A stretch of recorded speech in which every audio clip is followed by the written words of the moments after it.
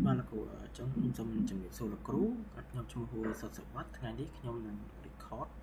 អំពី lab ទី1ក្នុងការ install Ubuntu ខ្ញុំបង្កើតថ្មីមក design ខ្ញុំធ្វើនៅលើ VMware server VMware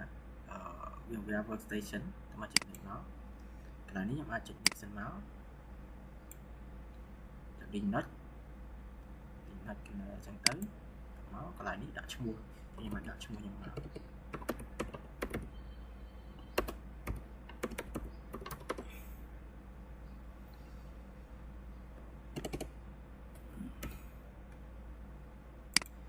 ខ្ញុំស្វែងរកកន្លែងដាក់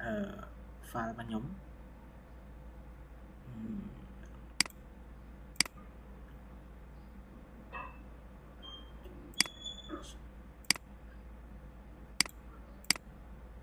នេះតិចមកតមកកន្លែងនេះខ្ញុំដាក់ 60G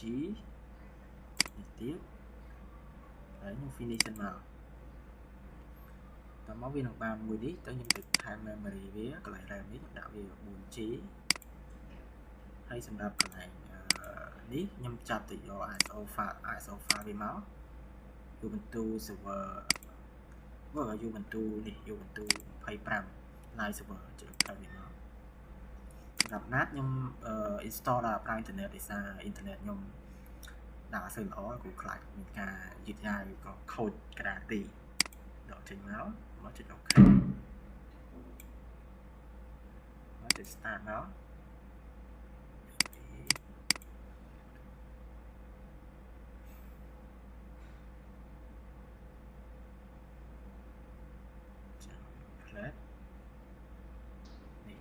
តមកខ្ញុំ enter មក try or install Ubuntu server ចុចលើសិន enter តមកវានឹងដំណើរការទៅមុខទៀត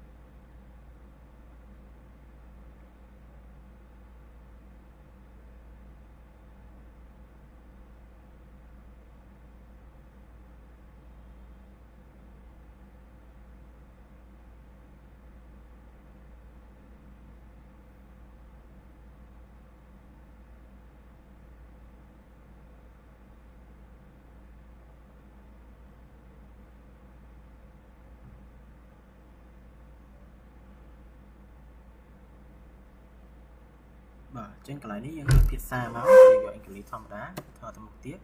កន្លែងនេះអត់ផ្លាស់ប្ដូរទេធ្វើទៅមុខទៀតកន្លែងនេះយក Ubuntu server អញ្ចឹងត្រូវហើយចុច enter ទៅមុខទៀតមក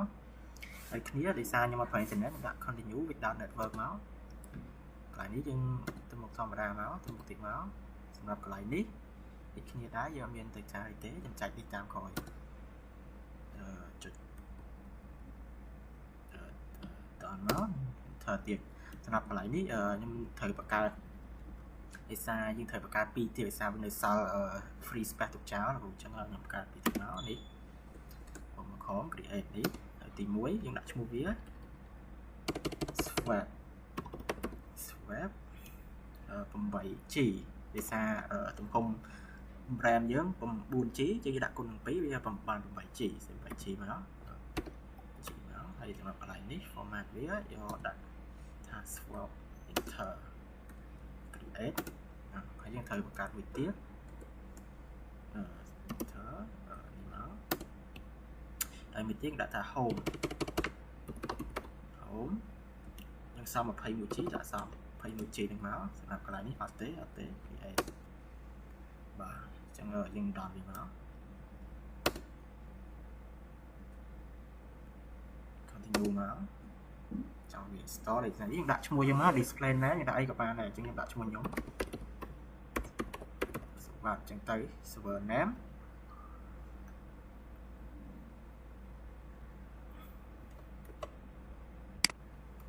អញ្ចឹងកន្លែងនេះ server name ខ្ញុំអាចដាក់ដូចឈ្មោះខ្ញុំទៅដាក់ថា server យើងទៅ server pick username ដាក់សម្រាប់ login អញ្ចឹងយើងដាក់ឲ្យត្រឹមត្រូវមកដាក់ថាបាទធម្មតាបាទសម្រាប់ password 2 3សម្រាប់ 2 3ហើយ password មកដាក់តាមចុចតាមមកសម្រាប់កន្លែងនេះអញ្ចឹងកន្លែងនេះយើងដាក់បន្តិចមក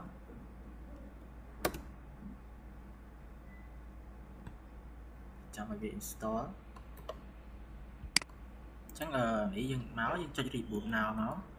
យក reboot now ចាំ plate អញ្ចឹងកន្លែងនេះប្រហែលជាយូរតិចដោយសារកុំព្យូទ័រខ្ញុំមានដើរយឺតអញ្ចឹងចាំវាមក plate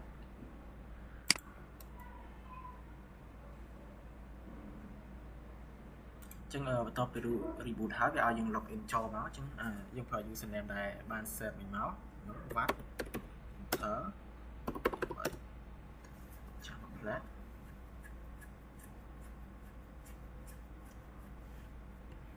តបទៀតអញ្ចឹងកន្លែងនេះយើងអាច check IP យើងសិនថា IP យើងមានអត់អញ្ចឹងយើង check មក DOS host name តោះសរឲ្យធំតើមកវាអត់មានទេអញ្ចឹងលិសាយើងអត់បានភ្ជាប់ជាមួយណាយើងអត់ភ្ជាប់អ៊ីនធឺណិតយើងចូលទៅ setting របស់វាម៉ាស៊ីនយើងមកចូលកន្លែង setting យើងបើកកន្លែងណានេះវិញកន្លែងណានេះណានេះយក connect វិញមកចុច OK មកចូលនេះវិញមកហើយយើងឆែកដងទៀតមកយើងអាចដាក់ថាយើងឆែក IP មួយទៀត PADDR ថាមកចឹងវាចេញអញ្ចឹងលេខរបស់ខ្ញុំនេះ ENS 33 clear វាសិនដោយសារវាលុបវាមើលកែញ៉ៃពេកមកយើងប្រើ comment បន្តទៀត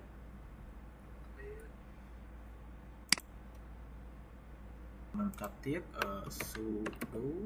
clear no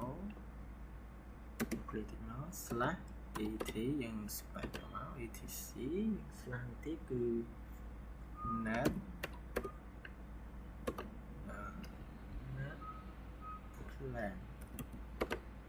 plan ហើយយើងដាក់ឈ្មោះមិញមកឈ្មោះរបស់យើងមិញខ្ញុំe-entest38.y aml ហើយ enter ចូលមកខ្ញុំប្រើ password របស់ username យើងដែរ1 2 3នេះតើមកកន្លែងយើងត្រូវ say script record say comment មួយអញ្ចឹងកន្លែងហ្នឹងគឺមួយ network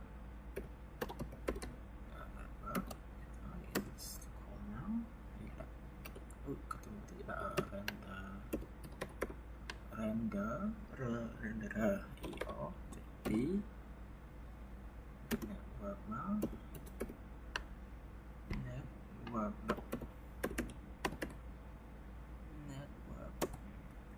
ទៀតយើងដាក់ថា internet ធ្វើមក នេះយើងដាក់ថាយើងដាក់ឈ្មោះរបស់យើងមិញ ENS 38ទៀតថាទៀតកន្លែងនេះដាក់DHCP version 4ហើយយើងយកពាក្យថា yes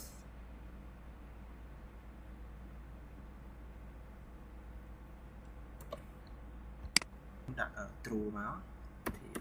thì true ធ្វើមក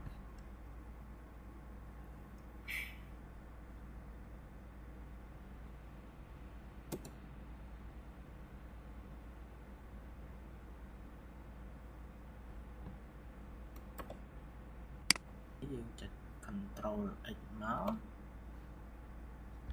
control X អក្សរ Y enter ចូលមកអញ្ចឹងកន្លែងនេះយើងវាយថា sudo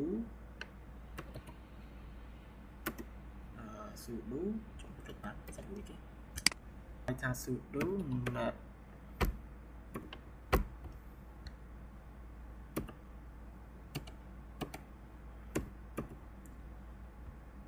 នេះវាយថា sudo net plan apply ធ្វើចូលទៅមកចាំសិនអញ្ចឹងវា load warning ខាងខ្ញុំខលមួយnetwork អញ្ចឹងយើង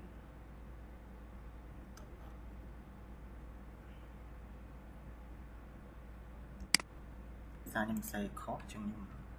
ទៅដល់ទៀតនេះកន្លែងnetwork មានតែអក្សរ D អក្សរ E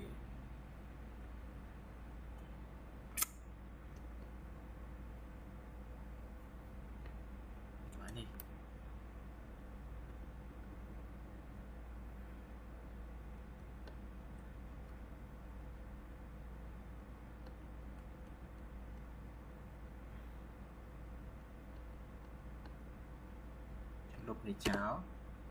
ให้ยมcontrol ลองទៀតy ថាចំណាយខ្ញុំធ្វើបន្តទៀត sudo net plan apply ចុងខុស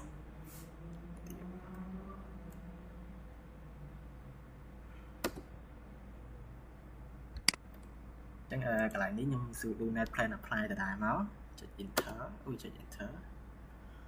វានៅខុសទៀតចឹងសារខ្ញុំ apply បានរួចរាល់ហើយខ្ញុំឆែក host name ម្ដងទៀតឆែករក IP ម្ដងទៀតចឹងនេះវា load IP ជាមួយចឹងខ្ញុំមកសាក ping ចូលទៅកាន់ម៉ាស៊ីនប៉ុតរបស់ខ្ញុំមក Windows PowerShell ចឹងខ្ញុំ ping ចូលមក